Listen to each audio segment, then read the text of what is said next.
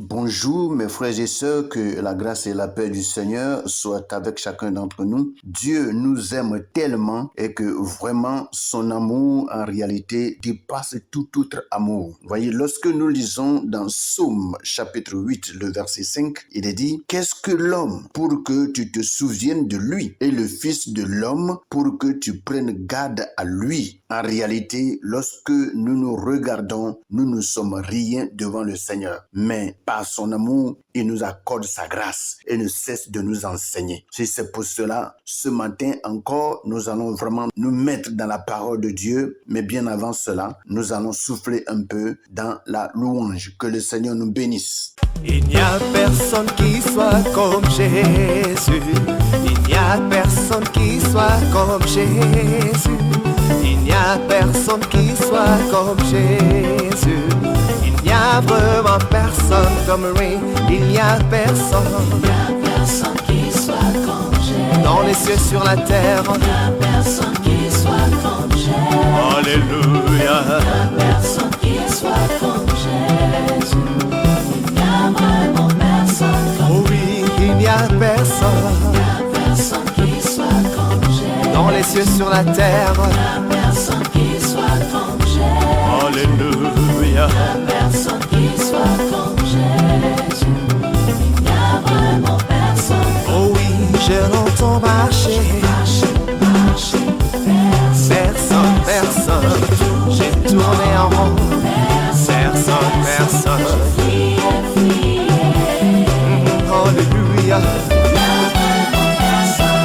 Je viens à toi encore ce matin, toi le roi de gloire, le Père élevé, le Tout-Puissant, celui qui s'appelle Je suis, celui qui est l'alpha et l'oméga, le premier et le dernier, le commencement et la fin. Je te loue, notre Père céleste, pour ta grandeur, ta force, ta puissance et ton autorité qui se manifeste dans la vie de chacun d'entre nous. Il t'a plu, Père éternel, de porter tes regards sur chacun de tes enfants toute la nuit jusqu'en ce matin. C'est toi qui as délégué les saints anges pour qu'ils viennent, notre Dieu, assumer la protection dans la vie de chacun d'entre nous. Sois célébré et exalté, sois glorifié. Nous voici, Seigneur, encore au devant de toi ce matin pour recevoir de ta part les instructions nécessaires pour la marche avec toi, notre Dieu. Enseigne-nous, Seigneur. Instruis-nous, éclaire-nous et que par ta parole, Seigneur, tu nous donnes d'être victorieux et que tu nous donnes, Seigneur, d'être triomphant. Merci de ce que, Seigneur, à ta mort, tu n'es pas resté, notre Père céleste, dans la tombe. Tu es ressuscité le troisième jour.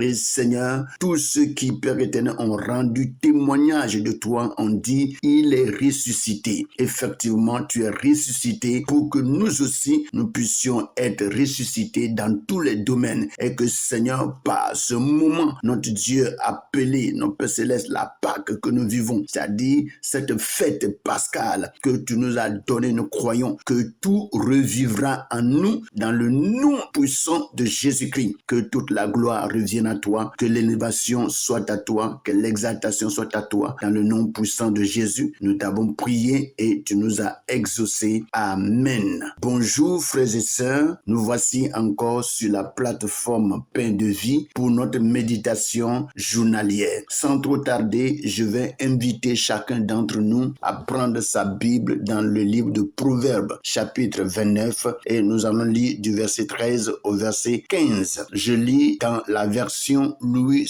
II. Il est écrit, le pauvre et l'oppresseur se rencontrent. C'est l'Éternel qui éclaire les yeux de l'un et de l'autre. Un roi qui juge fidèlement les pauvres aura son trône affermi pour toujours. La verge et la correction donnent la sagesse, mais l'enfant livré à lui-même fait honte à sa mère. Voici ce que Louis II nous dit ce matin. Nous allons passer rapidement au français courant pour voir ce que le français courant nous dit dans le même passage. Je vais lire le même passage dans Proverbe 29 à partir du verset 13 à 15 et je lis. Il est écrit, le pauvre et l'oppresseur ont un point commun. Le Seigneur leur donne à tous deux des yeux pour voir. Un roi qui juge les petites gens avec équité consolide à jamais son pouvoir. Les punitions et les réprimandes donnent de la sagesse. Un enfant livré à lui-même fait la honte de sa mère. Voici ce que ces deux versions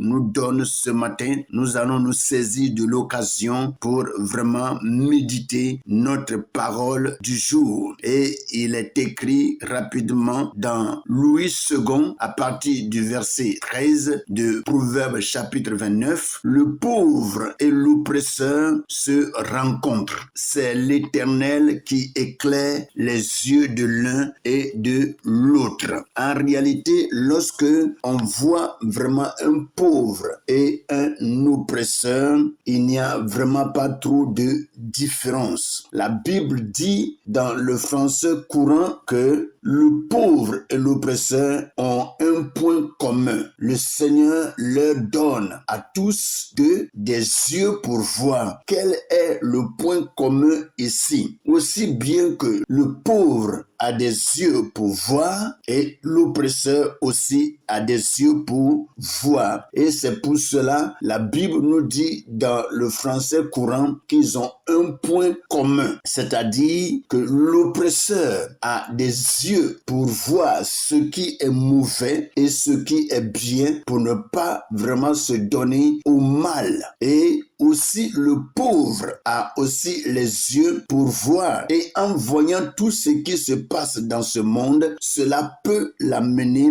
à acquérir de la sagesse et à sortir vraiment de sa pauvreté. Ça veut dire que quel que soit l'état dans lequel nous sommes, Dieu nous donne l'intelligence, la sagesse et la connaissance pour que nous puissions discerner les choses et savoir quel chemin prendre et savoir faire un bon choix. Voici ce que Dieu nous dit ce matin. Mes frères et sœurs, nous avons les yeux. Et quand on parle en réalité que nous avons les yeux, c'est que vraiment nous avons l'intelligence. Dieu nous donne quand même l'intelligence et la sagesse. Nous connaissons tous le bien et le mal. Et Dieu vraiment nous donne la force d'éviter le mal pour embrasser le bien, pour que nous puissions vivre une vie meilleure et une vie excellente au devant de notre Seigneur. Vous voyez, donc comme la Bible nous le dit, le pauvre et l'oppresseur se rencontrent. Ils se rencontrent sur un seul point. On dit c'est l'Éternel qui éclaire les yeux de l'un et de l'autre. Que ce soit l'oppresseur, Dieu se dispose en réalité de l'éclairer. Que ce soit le pauvre, Dieu est de même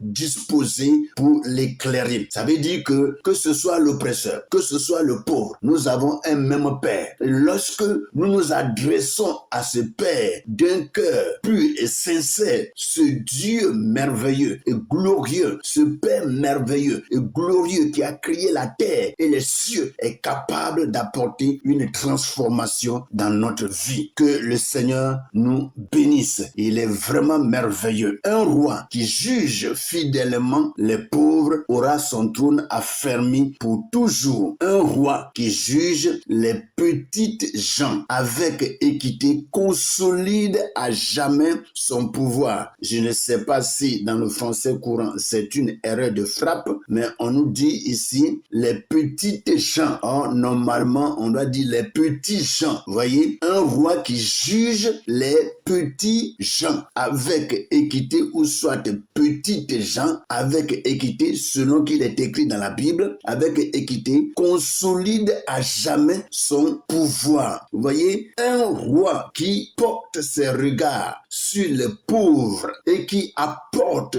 à ces pauvres la justice, ce dernier garde son trône pour longtemps. Ce dernier affermit vraiment son règne. Il affermit son trône. Dieu permet à ce que ce roi puisse vivre longtemps. Très souvent, en réalité, un roi qui vraiment s'occupe des indigents, des gens qui n'ont rien à manger, des gens qui sont pauvres, démunis dans beaucoup de choses, lorsqu'un roi porte ses regards sur de telles personnes, Dieu garde le trône de ce dernier et permet à ce que ce dernier puisse régner pendant longtemps. Mais si c'est quelqu'un qui méprise les pauvres et cherche seulement à favoriser les riches, vous allez voir que c'est quelqu'un qui ne va même pas durer. Parce que Dieu porte beaucoup les regards sur les malheureux pour les aider, les soutenir et les amener aussi à avoir une bonne et heureuse vie. Alléluia. Vous voyez, c'est pour cela il est dit ici que un roi qui juge fidèlement les pauvres aura son trône affermi pour toujours. Vous voyez, son trône sera affermi pour toujours. Ça veut dire que si lui il passe et que celui qui vraiment va le remplacer est l'un de sa famille ou bien l'un de sa postérité, vous allez voir que cette postérité aura la même grâce qui était sur son père. Cette même grâce va se reposer sur lui et il va aussi bénéficier de cette grâce pour régner pendant longtemps, parce que son père étant vraiment très gentil envers les pauvres, et comme c'est le même sang, nous croyons que ce même sang va agir dans la vie du fils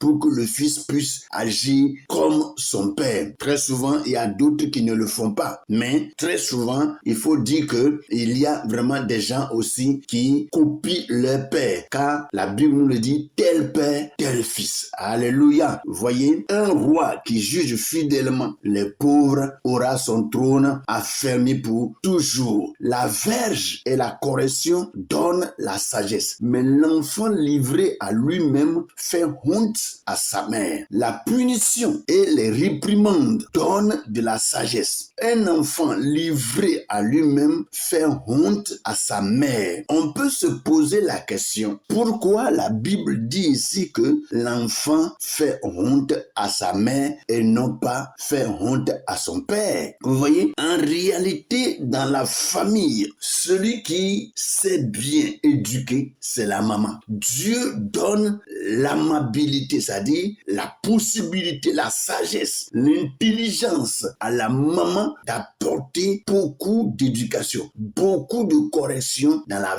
vie de l'enfant. Parce que très souvent, l'homme est parti et celui qui reste à la maison, c'est la maman. Et la maman a l'habileté d'avoir les yeux sur l'enfant et lui apporter l'éducation nécessaire pour que ce dernier soit vraiment corrigé et soit droit lorsqu'il va grandir. Alléluia. Vous voyez, la Bible ne se trompe pas. Dieu ne se trompe pas ici. Il dit, l'enfant livré à lui-même fait honte à sa mère. Il n'a pas dit fait honte à son père, ni à son oncle, ni à sa tante. Non, mais fait honte à sa mère. Vous voyez, donc en réalité, Dieu donne le pouvoir, la force, la puissance, la sagesse, l'intelligence, tout ce qu'il faut à la maman pour qu'un enfant soit éduqué et bien éduqué, je dirais. Alléluia. Mais lorsque cela n'a pas été fait, on voit que l'enfant déroute. L'enfant déroute.